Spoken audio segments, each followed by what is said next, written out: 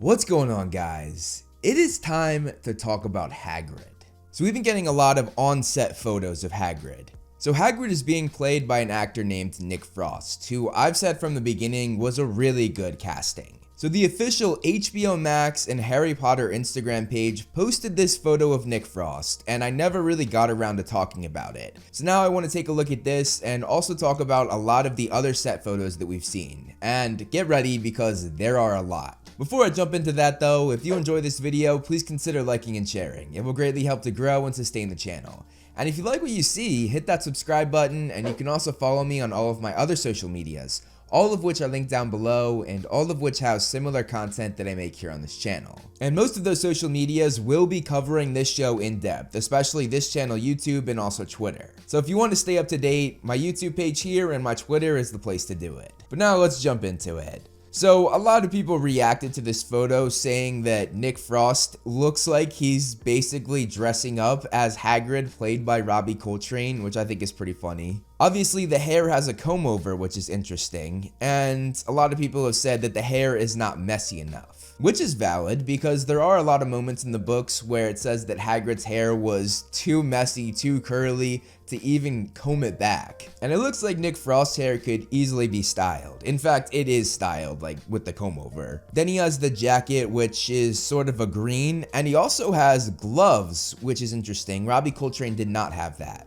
And speaking of Robbie Coltrane, that's one thing that I want to focus on in this video. So Nick Frost is going into a role that was pretty much made for Robbie Coltrane. If we go back to an interview from 2001, Rowling revealed that when she agreed to let Harry Potter be adapted to film, her first choice for Hagrid was Robbie Coltrane. She described him as her dream cast for the role, and the quote is basically, "Robbie is just perfect for Hagrid because Hagrid is a very lovable character, quite likable, quite comic, but he has to have a certain toughness underneath." And then in another interview around that time, Rowling said, "When we came to the point where there was even a possibility of Hagrid appearing on screen, I do remember thinking, well, that's Robbie Coltrane." And Robbie Coltrane absolutely nailed this role. If you go back to the audiobooks, not Jim Dale, but Stephen Fry, who I actually far prefer than Jim Dale. I know everybody has their preference on which audiobook they like better, but I think that Stephen Fry is just the GOAT. And one of the main reasons why I say that is because of how he voiced Hagrid. So if you listen to Stephen Fry's audiobook and then listen to Robbie Coltrane's Hagrid, that was no ordinary cut.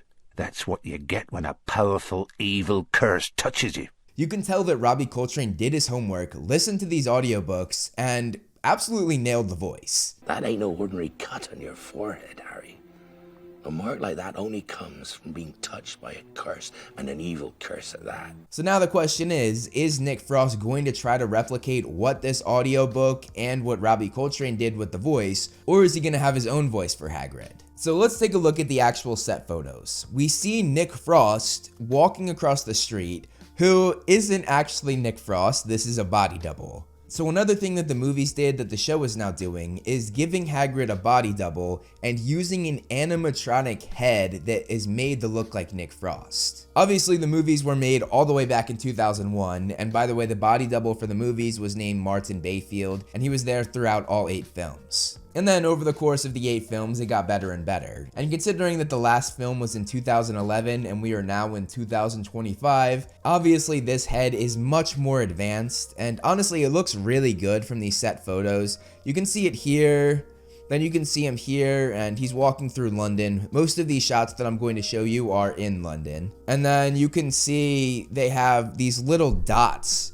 and that is going to be used in post-production to help with CGI. We actually saw this being used with Ralph Fiennes, who played Voldemort, to remove his nose and make his face more Voldemort-esque. So this is a common practice, but again, I think it's going to be much more advanced than it was in the movies. And this tells me that this will not only be an animatronic, but it will also have CGI to make it look better, which I believe the films did not do. I think it was just the head that they put on top. They did not alter it in any way in post-production. So the fact that they're using the head and the CGI tells us that, yeah, it has come a long way since the films that ended in 2011. And again, he's wearing the gloves and also has a sweater underneath, which is interesting.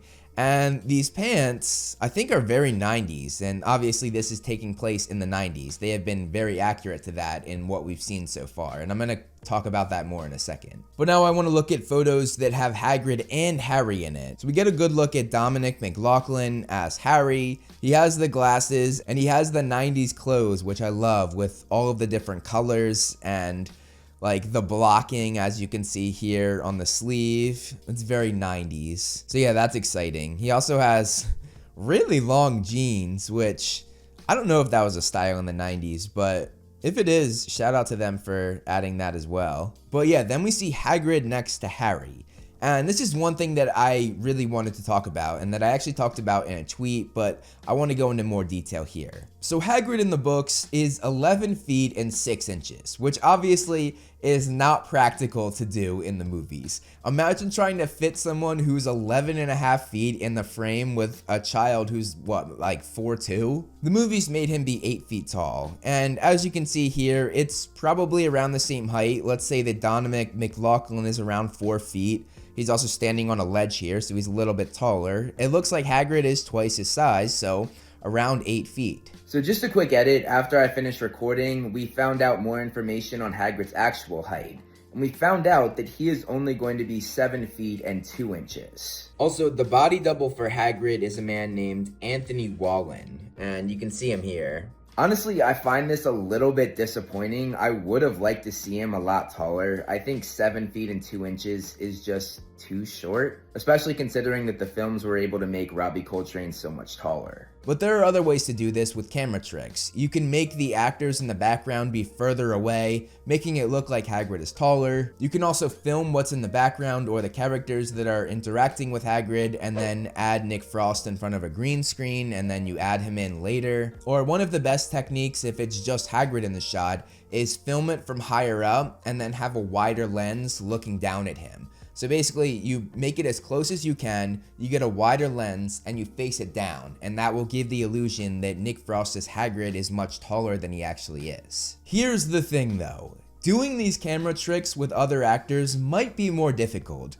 because Robbie Coltrane was 6'1", and for those across seas, that would be 185 centimeters. Meanwhile, Nick Frost is 5'7". And again, for those overseas, that's 170 centimeters. So there is a 6-inch difference between Nick Frost and Robbie Coltrane. So yeah, doing some camera tricks and maneuvering around, making Hagrid look bigger might be a little more difficult than it was in the films, but I'm sure that they can figure it out. If I'm just a tiny YouTuber and know about all the camera tricks, granted I went to film school, but if someone like me can just think of 3 different things to make them look taller, I'm sure that they can think of endless things. Just another quick addition, the fact that Nick Frost is only 5'7" might play into why they're making him 10 inches shorter than he was in the movies. But yeah, now let's look at the other set photos and videos.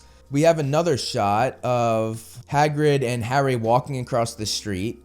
And as you can see, everybody here is dressed in very 90s clothes, which I love. They have really been dedicated to sticking with the 90s theme, because the first book did take place in 1991, despite the fact that it was released in 1997. And as you can see, we have all these 90s cars, which again, I love it. You see Hagrid going, come on, like, what are you doing, to the traffic? I love that. And then as you can see, they have the body double. It's obviously very hard to walk in it, so they have some of the crew pulling him and helping him across the street. And then look at this, we have Hagrid's pink umbrella, which is inside of a pocket in his jacket. And obviously one of the big things about this jacket is that it had like a million different pockets with like a million different things in it. So I love that one of those pockets has his pink umbrella. And I also love that it's inside of the jacket, so he kind of hides it, because he is not supposed to have that umbrella. As Harry theorized in the novels, he thought that part of Hagrid's broken wand, which was snapped when he was expelled, was inside of that umbrella. But yeah, then we have another shot of it, just 2 shots. And in this shot, you can see he's wearing a ring, which I don't know what that would be. That's an interesting touch. Then interestingly, in this video, we see the body double sitting down, and as you can see, it takes a whole crew to be around him and to make sure he's good. And it also looks like he's raining, so they're covering him up with the umbrella, so I guess the head doesn't get messed up from the water. And then interestingly, here we can see the body double without the animatronic head. And then here, we see Nick Frost himself dressed in his Hagrid outfit.